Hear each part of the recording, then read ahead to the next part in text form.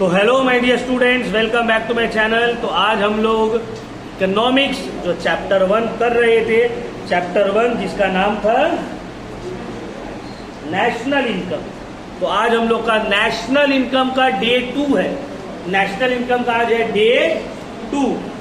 First class जो हम लोग इकोनॉमिक्स का किए है नेशनल इनकम का, उसमें हम आप लोगों को ऑलरेडी बेसिक टर्म बहुत सारा बताए हैं, है ना। इकोनॉमिक्स का मीनिंग क्या है, macro economic variables, stock variable, flow variable, difference between stock and flow variable, x anti and x post concept, consumption goods, capital goods, final goods, intermediate goods, ये सब आप लोगों को हम बता चुके हैं।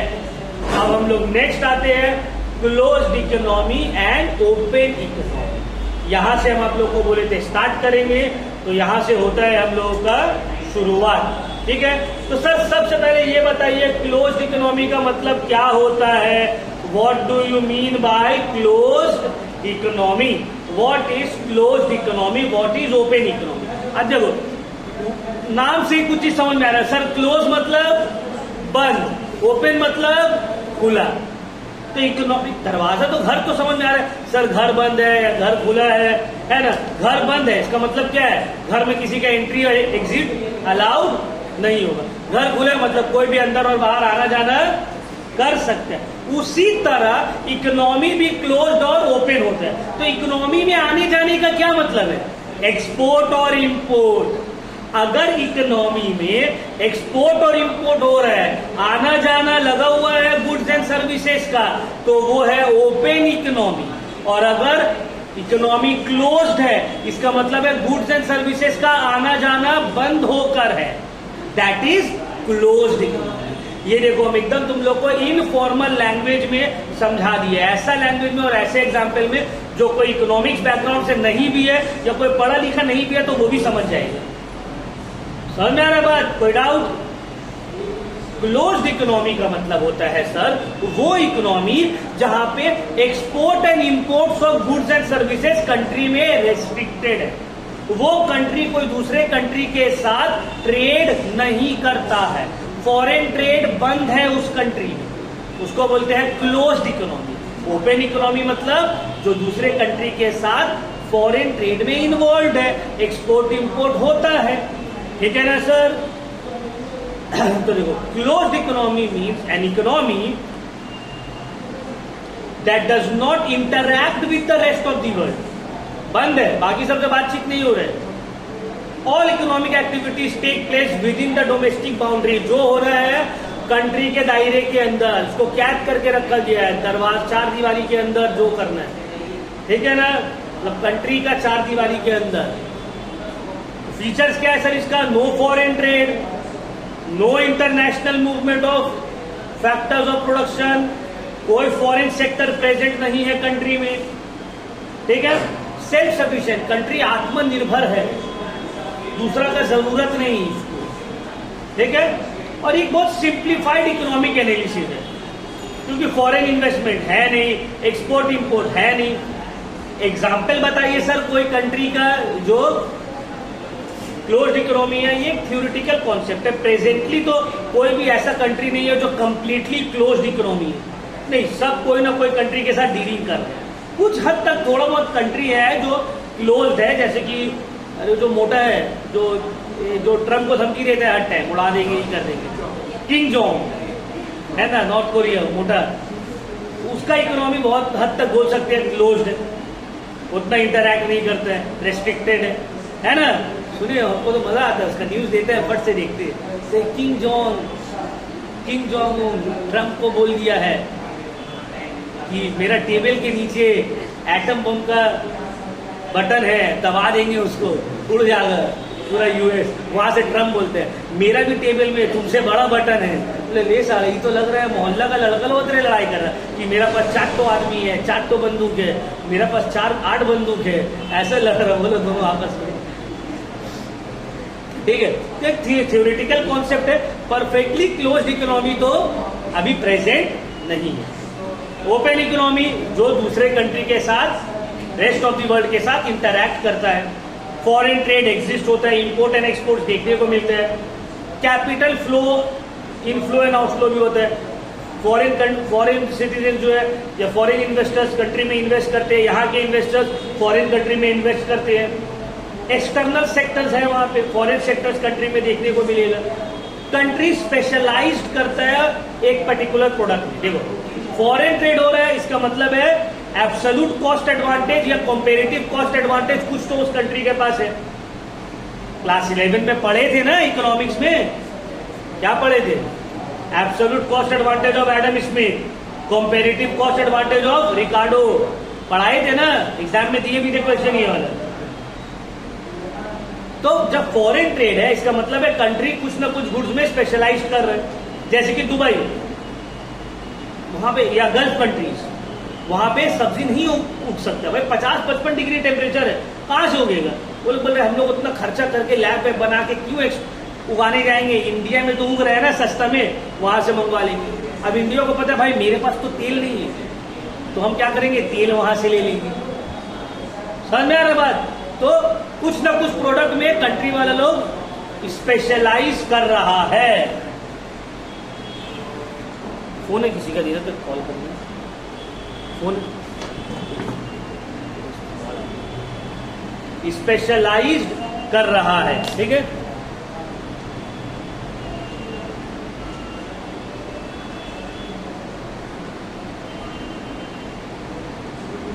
नेक्स्ट,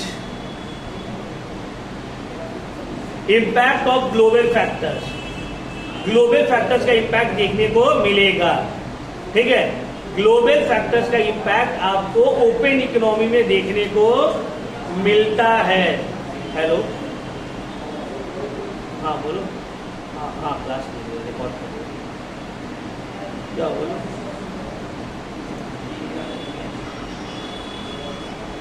आ जाओ if you want to come. अगर कल आना है तो कल, एज यू विश। अच्छा क्लास ले रहे हैं, बाद में बात करेंगे, ठीक है, आधा घंटा बात करेंगे, ठीक।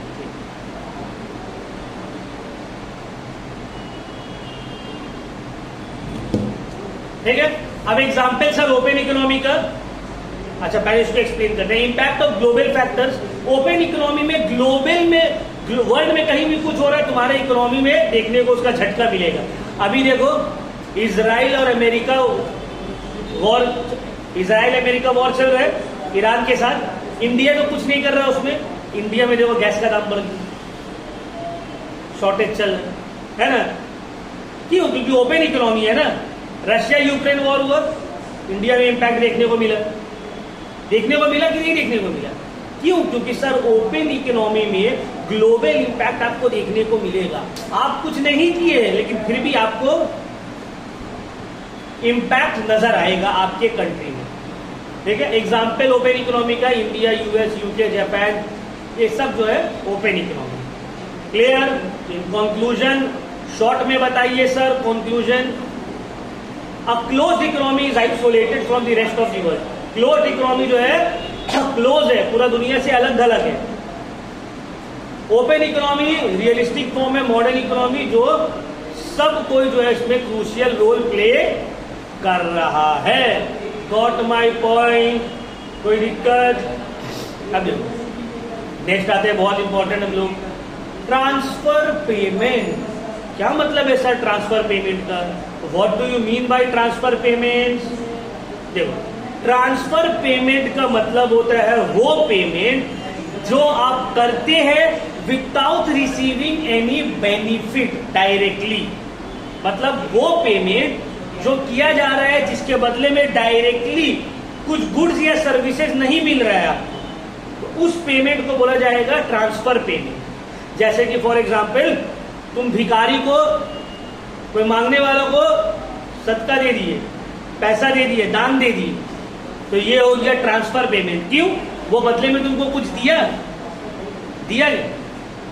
हाँ सिर्फ दुआ दिया ना, फिर लेकिन गुड्स एंड सर्विसेज कुछ नहीं दिए, तो ये हो गया ट्रांसफर पेमेंट। तुम देखिए गरीब आदमी है भाई, मांग रहा है, चलो उसको निकाल के कुछ पैसा दे दिया, तो तुमको दुआ दे दिया। गुड्स एंड सर्विस तो कुछ नहीं दिया, वो तो नहीं बोला हाँ 10 रुपए दिया, आओ बैठो तुमको खिला रहे आओ, एक जगह से मांग के लाया है बिरयानी और तुम भी खा लो, नहीं। तो ये हो गया ट्रांसफर पेमेंट। गवर्नमेंट आपको स्कॉलरशिप दे रहा है, पेंशन्स पे कर रहा है, ठीक है। अभी देखो ममता बनर्जी, लक्ष्मी भंडार, युवा साथी, ये सब ट्रांसफर पेमेंट है। तुम लोगों को जो पैसा मिल रहा है, तुम लोग कुछ कर रहे हो युवा साथी का? नहीं, ऐसे मिल रहा है। क्यों? ताकि देंगे तो याद दिल में थोड़ा बहुत प्यार रहेगा तो वोट कर देगा जाकर। कोई भी गवर्नमेंट देता है।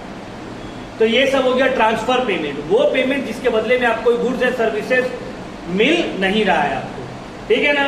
अब ट्रांसफर पेमेंट दो तरह का होता है, एक होता है गवर्नमेंट ट्रांसफर पेमेंट और एक private transfer payment. Government transfer payment का मतलब वही स्कॉलरशिप, लक्ष्मी भंडार, ठीक है ना, window pension, old age pension, जो सरकार दे रहा है। अब प्राइवेट ट्रांसफर पेमेंट मतलब हम लोग कोई मांगने वालों को सदका दे रही है, ठीक है ना, कुछ चैरिटी दे रही है, ऑर्फेनेज में जाके चैरिटी दे रही है, फ्रेंड्स का बर्थडे आया तो गिफ्ट दे रही है, एनिवर्सरी दे रही है, सॉरी गिफ्ट दे रही है, या फिर एनिवर्सरी में गिफ्ट दे रही है, बर्थडे में गिफ्ट दे रही है, ठीक है ना। या कोई फ्रेंड है, रिलेटिव है, जिसका थोड़ा हालात खराब चल रहा है, उसको फाइनेंशियली कुछ पैसा दे दिए, हेल्प कर दी। तो ये सब हो गया प्राइवेट ट्रांसफर पेमेंट। ये सब क्या हो गया? प्राइवेट ट्रांसफर पेमेंट, है ना। इसके बदले में तुमको कुछ मिला नहीं है, ये यूनिलैटरली तुम दिए हो विदाउट रिसीविंग एनी गुड्स और service. Got my point? Any problem? Transfer payment clear हो गया, ठीक है। अच्छा, इसका कुछ कैरेक्टरिस्टिक्स है। Number 1, no exchange of goods and services, बदले में कोई गुड्स एंड सर्विस आपको नहीं मिलेगा, सिवाय दुआ का कुछ नहीं मिलने वाला है। Not related to production, transfer payment में कुछ प्रोडक्टिव एक्टिविटी नहीं होता है, समझ में आ रहा है बात। It is a part of personal income, not national income. तो वो बहुत इंपॉर्टेंट पॉइंट है। ट्रांसफर पेमेंट पर्सनल इनकम का तो पार्ट है, कंट्री का नेशनल इनकम में ट्रांसफर पेमेंट ऐड नहीं होता है। क्यों सर, क्यों? ऐसे कैसे हो गया बताइए, थोड़ा समझाइए। देखो, पूरा कंट्री के इनकम कैसे निकालते हैं? जो लोग इनकम जो जनरेट किया है सबको ऐड कर दो, नेशनल इनकम आ जाएगा।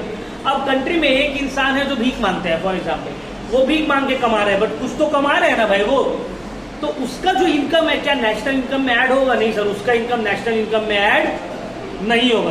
क्यों सर? कमा तो वो भी रहा है ना। हाँ सर, कमा तो रहा है, लेकिन वो कुछ प्रोडक्टिव एक्टिविटी करके नहीं कमा रहे। उसको जो लोग पैसा दे रहे हैं वो एक ट्रांसफर पेमेंट है, और ट्रांसफर पेमेंट नेशनल इनकम में ऐड नहीं होता है। इसीलिए बेगर्स, जो मांगने वाले लोग हैं, वो लोग जो पैसा कमाता है तो वो लोग के लिए वो इनकम है, पर्सनल इनकम में वो ऐड होगा, लेकिन नेशनल इनकम में वो ऐड नहीं होगा। ये बात आप लोग याद रखोगे। जब हम क्लास 12 में थे ना, तो हम अपने मैम से वाला चीज पूछे थे कि मैम बेगर्स का जो इनकम होता है, जो मांगने वाला होता है, तो क्या उसका इनकम नेशनल इनकम में ऐड होता है? मैम बोली थी कल बताएंगे। हमको ये थोड़ा इंटरेस्टिंग लगा था, इसलिए देखो जब हम ये बुक लिखे तो फिर यहाँ पे देखो हम एकदम रेड में दे दिए, है ना, कि beggars earning as transfer payment है। वो beggars earning are considered as transfer payment because beggars receive money from individual, they do not give any productive service in return, hence such income is personal income but not national income।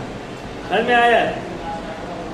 अच्छा, national income जो है redistributive in nature है, मतलब society में equal distribution in wealth में help करता है। अब देखो, यूनिलैटरल ट्रांसफर कौन करेगा? अमीर गरीब को देगा, गरीब अमीर को देगा, अमीर गरीब को देगा, ताकि गरीब लोग के पास भी कुछ पैसा आए, एक तरह का सोशल वेलफेयर का काम हो। समझ में आ रहा बात? सोशल वेलफेयर कि भाई हम लोग देते हैं ना ट्रांसफर। अब कोई बोलते नहीं अब सर बता दिए नेशनल इनकम का पार्ट नहीं है, भिखारी लोगों को पैसा मत दो, जाओ खट के खाओ। भाई वो बूढ़ा हो गया है, उसको अपाहिज है, उसको बहुत कुछ प्रॉब्लम चल रहा है, उसको हेल्प करना होगा, देना होगा, है ना, ताकि सोशल वेलफेयर रहे और इकोनॉमिक स्टेबल रहे। ताकि एक इंसान को, अरे भाई आदमी बोलता है ना भाई कुछ नहीं करेंगे क्या करेंगे, भीख मांग लेंगे, तो उसको पता है कुछ नहीं होगा तो भीख मांग के खा तो लेगा। तो ये भी क्या है, इकोनॉमिक स्टेबिलिटी तो ला रहा है। अब कोई भीख भी नहीं देगा तो वो क्या करेगा? चोरी चमारी करने लग जाएगा, है ना भाई। तो जिंदा रहने के, मान लो कोई बहुत भूखा है, 2 दिन से कुछ खाया नहीं है, और पैसा मांग रहा है, खाना मांग रहा है, कोई उसको कुछ नहीं दे रहा है, तो एट लास्ट रिजॉर्ट वो क्या करेगा?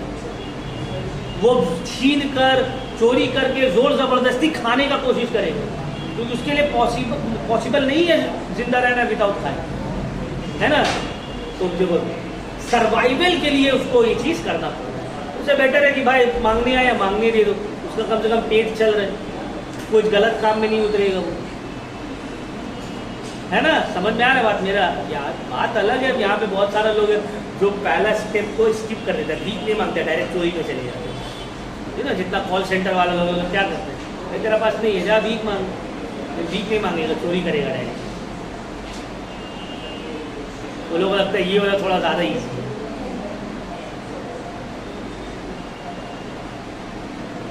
अच्छा, नेक्स्ट है factor cost and market cost. Sir factor cost का क्या मतलब है और मार्केट कॉस्ट का क्या मतलब है? What do you mean by factor cost and what do you mean by market cost? Factor cost का मतलब होता है द टोटल कॉस्ट, एक सामान जैसे कि फॉर एग्जांपल ये रिमोट को बनाने में फैक्टर्स ऑफ प्रोडक्शन यूज हुए, वो सब फैक्टर्स ऑफ प्रोडक्शन का जो कॉस्ट है जब हम ऐड कर देंगे तो निकल जाएगा ये रिमोट का फैक्टर कॉस्ट। अब क्या क्या फैक्टर्स ऑफ प्रोडक्शन ऐड हुआ होगा, लगा होगा इसमें? लेबर, लैंड, कैपिटल और एंटरप्रेन्योर।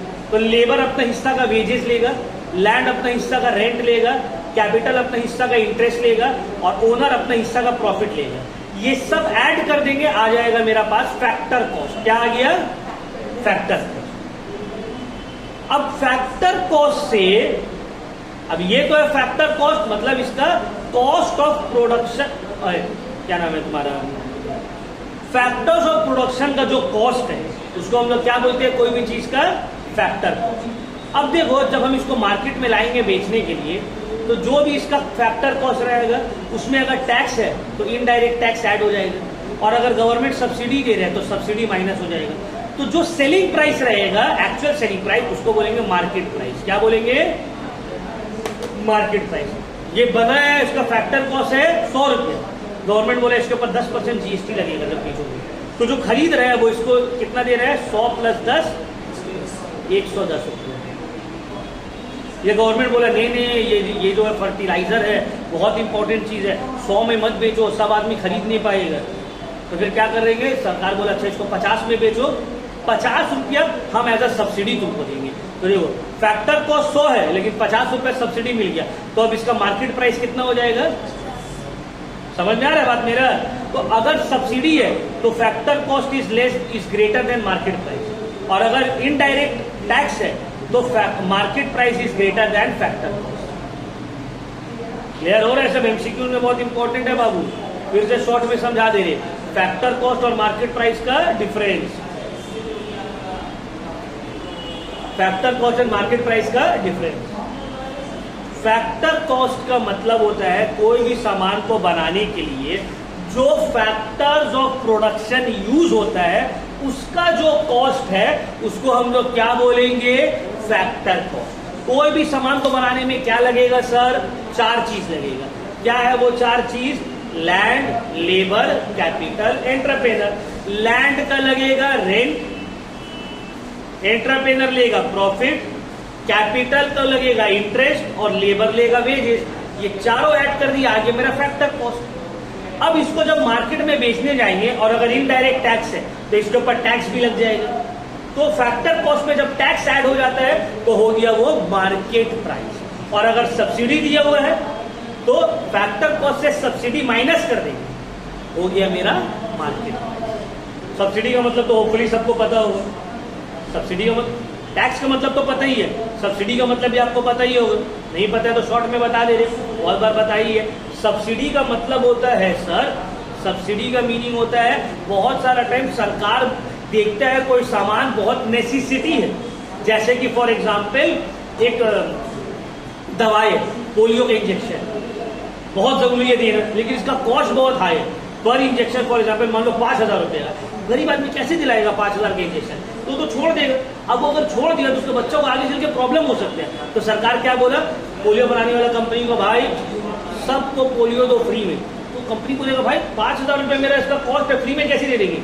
सरकार बोलेगा तुम उसको 5,000 में मत दो, अभी तो ऐसे फ्री में मिलता है पोलियो। फॉर एग्जाम्पल सरकार उसको बोला तुम उसको 50 रुपये में दो, 50 रुपये में दो, बाकी पैसा हम देंगे आपको। तो 5,000 भले उस पोलियो इंजेक्शन का फैक्टर कॉस्ट है, मार्केट प्राइस 50 रुपये हो गया। क्यों? बाकी पैसा सब्सिडी के तौर पे सरकार ऑलरेडी कंपनी को डायरेक्टली पे कर रही है। गैस सिलेंडर में सब्सिडी बीच में मिल रहा था, तब तो बंद हो गया। सोलर लगाने में सब्सिडी मिलता है, इलेक्ट्रॉनिक क्या नाम है तुम्हारा, व्हीकल ईवी खरीदने में, इलेक्ट्रॉनिक व्हीकल हो गया, कार बाइक, उसमें सब्सिडी मिलता है। सरकार बढ़ावा दे रहा है आप लोगों को, so that you use more and more of the solar panels हो गया या ईवीज हो गया। क्लियर हो रहा है पॉइंट?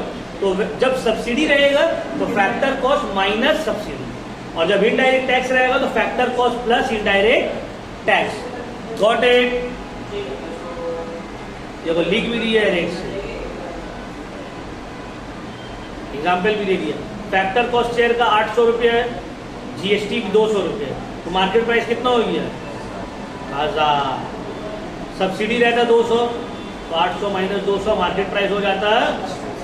तो अगर सब्सिडी है तो market price is less than factor cost, और अगर इनडायरेक्ट टैक्स है तो market price is more than factor cost. Got it? कोई दिक्कत, कोई प्रॉब्लम? चलो next, gross investment and net investment. दो और एक्सप्लेनेशन है, उसके बाद टॉपिक कंप्लीट हो जाए। टॉपिक नहीं मतलब आज का क्लास कंप्लीट हो जाए। Number 1, gross investment. Gross investment का क्या मतलब है? ग्रॉस इन्वेस्टमेंट का मतलब होता है एक पर्टिकुलर ईयर में आप टोटल कितना कैपिटल एसेट्स के ऊपर इन्वेस्ट किए हो। एक पर्टिकुलर ईयर में जितना कैपिटल एसेट्स के ऊपर टोटल इन्वेस्टमेंट हुआ है उसको ही बोला जाता है ग्रॉस इन्वेस्टमेंट। क्या बोला जाता है? तो ग्रॉस इन्वेस्टमेंट का मतलब हो गया the total investment made in 1 year. ठीक है? अब वो किसमें होगा? न्यू मशीनरी परचेज हो रहा है, नया फैक्ट्रीज कंस्ट्रक्ट हो रहा है, इंफ्रास्ट्रक्चर में इन्वेस्टमेंट हो रहा है, तो ये सब तुम्हारा ग्रॉस इन्वेस्टमेंट हो रहा है। ठीक है ना? अब जब ग्रॉस इन्वेस्टमेंट से आप डेप्रिसिएशन को minus, total for example 10 lakh रुपया का कैपिटल एसेट्स खरीदा गया, अब इसके ऊपर डिप्रिसिएशन भी तो चार्ज होगा, 10% डिप्रिसिएशन चार्ज हो गया, तो 10 लाख में से माइनस कर दिए 1 लाख, बच गया 9 लाख। ये 9 लाख रुपया है मेरा नेट इन्वेस्टमेंट। तो 10 लाख रुपए क्या था? ग्रॉस इन्वेस्टमेंट, मतलब टोटल कैपिटल एसेट में एक ईयर में इतना लगा है। ठीक है ना? और जब उससे माइनस कर दिए डेप्रिसिएशन तो क्या बचा? Net investment. Got it? कोई दिक्कत? देखो यहां पे दिया एग्जांपल, ग्रॉस इन्वेस्टमेंट है 10,000, डेप्रिसिएशन है 2,000, नेट इन्वेस्टमेंट कितना हो गया? 8,000 करोड़।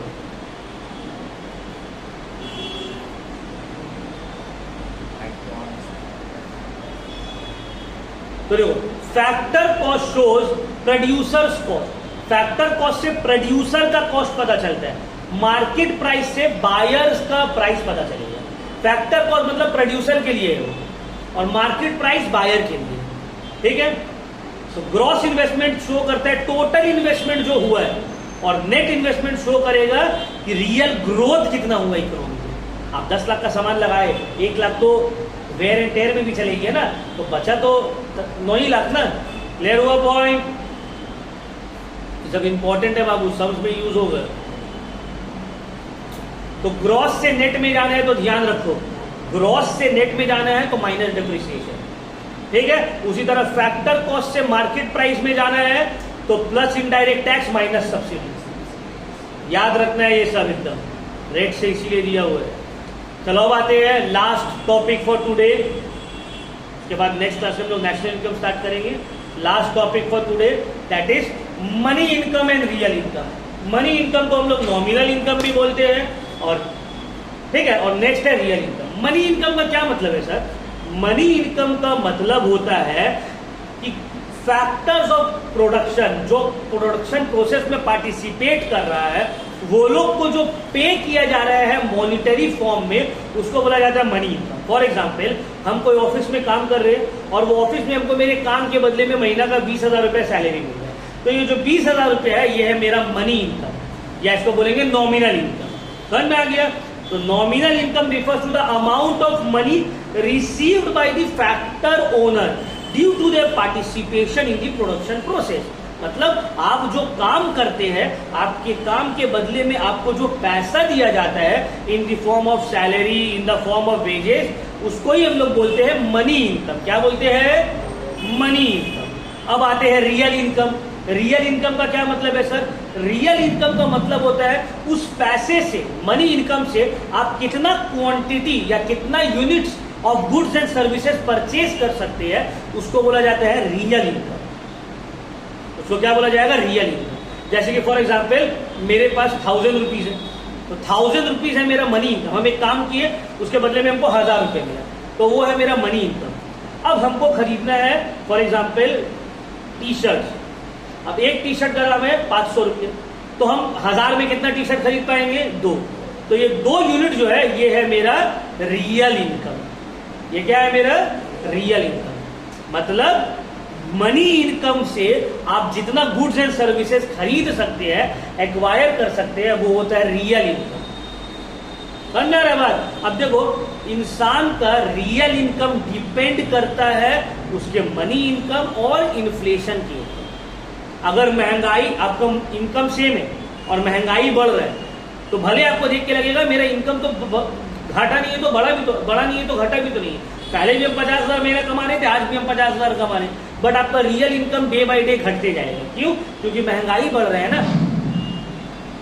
अभी 50,000 रुपए में आप जो सामान जितना खरीद पा रहे हैं, आज से 5 साल बाद 50,000 में आप उतना सामान नहीं खरीद पाएंगे। आप लोग सुने होंगे कहावत, आपके मम्मी पापा लोग बोलते हैं, अरे हम लोग के टाइम में तो 1 रुपया मिलता था, 2 रुपये मिलता था, 2 रुपये में जाके पूरा ये खा लेते थे, वो खा लेते थे, कितना खुश हो जाते हैं। तुम लोग कभी 10 रुपया दे रहे हैं तो मुंह बना के हो तुम लोग, कैसा तुम लोग हो, है ना? सुनी होगी। तो अगर सुन के तो तुमको लगेगा यार बात तो सही है, मनी इनकम 2 रुपया उनको मिलता था, कितना खुश थे वो, हम तो 10 रुपये में भी खुश नहीं है। क्यों? क्योंकि सर मनी इनकम के हिसाब से देख रहे तो मेरा इनकम ज्यादा है, हमको ज्यादा पैसा मिल रहा है, लेकिन रियल इनकम के हिसाब से उनको ज्यादा मिलता था। उस वक्त जो चीज वो 2 रुपए में खरीद पाते थे, आज तुम 10 रुपए में नहीं खरीद पाओगे। जैसे मेरे पापा हमको बहुत पहले बोलते थे, वो मतलब लगभग 40 ईयर्स पहले वो काम करते थे मल्लिक बाजार के पास, तो बोलते थे वहाँ से जब हमको पैसा मिलता था, जब हमको सैलरी मिलता था, तो हम आते हुए तो सिराज होटल का हम मटन बिरयानी खा के आते थे। तो उस वक्त बोलते थे मटन बिरयानी 10 रुपये में मिलता था सिराज होटल का। आज से 35-40 ईयर्स लगभग होता होगा। अभी 10 रुपये में मिल जाएगा तुमको, अभी जाके 500-600 रुपये दाम है ना? तो क्या हुआ? रियल इनकम, मनी इनकम आपका अगर सेम है तो रियल इनकम आपका बहुत फॉल डाउन हो जाएगा। क्यों? बिकॉज इन्फ्लेशन बढ़ा है ना, इस वजह से आपको अपना इनकम को भी ग्रो करते रहना होगा ताकि आपका स्टैंडर्ड ऑफ लिविंग मेंटेन रहे या इंक्रीज हो। अदरवाइज अगर आपका मनी इनकम सेम है तो आपका रियल इनकम फॉल होते रहेगा। क्लियर हो रहा है पॉइंट? समझ में आया? कोई दिक्कत यहाँ तक? कोई कंफ्यूजन? मनी इनकम का मतलब समझ में आ गया, रियल इनकम का मतलब समझ में आ गया। रियल इनकम किसके ऊपर डिपेंड करेगा? मनी इनकम और इन्फ्लेशन, ठीक है ना? मनी इनकम अगर बढ़ रहा है तो आपका रियल इनकम भी बढ़ेगा, लेकिन अगर इन्फ्लेशन बढ़ रहा है तो आपका रियल इनकम कम हो जाएगा, आप कम सामान खरीद पाओगे, है ना? अभी जितना पैसा से तुम लोग जो सामान खरीद ले रहे हो, जब तुम लोग पेरेंट्स बनोगे और तुम लोग का बच्चा तुम लोग के एज में आएगा तो फिर तुम लोग भी डायलॉग मारे, अरे हम लोग का टाइम में यार 1000 रुपये दे देता था तो हम लोग पूरा दिन खुश होकर एकदम घूमते थे, 1000 रुपये यार तुम लोग को 1000 रुपये दे रहे, तुम लोग एक मुंह बना करो। हम लोग के टाइम में जैसे अभी तुम लोग को सुनने मिलते, तब तुम लोग को समझ में आएगा ये चीज। क्लियर हो रहा है पॉइंट? तो एनी डाउट टिल हियर? आप लोग एग्जाम्पल भी यहाँ पे दिए। एक लेबरर है जो 800 रुपया पर डे कमाता है, एक मजदूर है दिहाड़ी 800 रुपया कमा रहा है, तो ये 800 रुपया उसका मनी इनकम हो गया। अब जनरल प्राइस लेवल जो है वो 50 पर यूनिट है, मतलब महंगाई जो है ऑलमोस्ट 1 यूनिट का दाम जो है 50 रुपये। अब प्राइस जो है पर यूनिट का कोई सामान का 50 से घट के 40 हो गया, लेकिन उसका इनकम 800 रुपया सेम ही है। तो अब तुमको ये बताना है उसका रियल इनकम बढ़ा या घटा। देखो, जब उसका इनकम 800 था और क्वांटिटी का दाम, एक क्वांटिटी का दाम 50 रुपया था, तो वो 800 से कितना सामान खरीद पाता था सर? बोलो, 16 यूनिट। अब उसका इनकम तो 800 है, लेकिन सामान का दाम हो गया 40। अब वो कितना सामान खरीद पा रहा है सर? 20 यूनिट। तो भले उसका मनी इनकम सेम है, लेकिन उसका रियल इनकम बढ़ गया। क्यों बढ़ा? क्योंकि प्राइस कम हो गया, इन्फ्लेशन कम हो गया, महंगाई कम होने से आपका रियल इनकम बढ़ गया। क्लियर? कोई डाउट? Any problem? समझ में आ रहा है? तो याद रखना, जब प्राइस लेवल फॉल होगा रियल इनकम बढ़ेगा, प्राइस लेवल बढ़ेगा रियल इनकम फॉल होगा। तो लास्ट फॉर टुडे कंक्लूजन में हम लोग क्या बोलेंगे? इंक्रीज और decrease in general price level increase या डिक्रीज करता है रियल इनकम को, अगर मनी इनकम सेम है। ठीक है, तो मनी इनकम को हम लोग मनी में एक्सप्रेस करते हैं, करेंसी में, रुपया। अगर हम पूछे बाबू कितना कमाए, तो तुम बोलोगे इतना रुपया, इतना डॉलर, इतना रियाल। लेकिन रियल इनकम को हम लोग पैसा में कन्वर्ट नहीं करते, रियल इनकम को हम लोग गुड्स एंड सर्विसेज में एक्सप्रेस करते हैं। Got it? क्लियर हो गया यहां तक? बहुत अच्छा। Next class we will start with national income. यहां तक किसी को कोई भी डाउट हो हमसे पूछ सकता है, कोई प्रॉब्लम नहीं है। नेक्स्ट जो हम लोग क्लास करेंगे तो हम लोग स्टार्ट करेंगे, क्या बोलो? National income.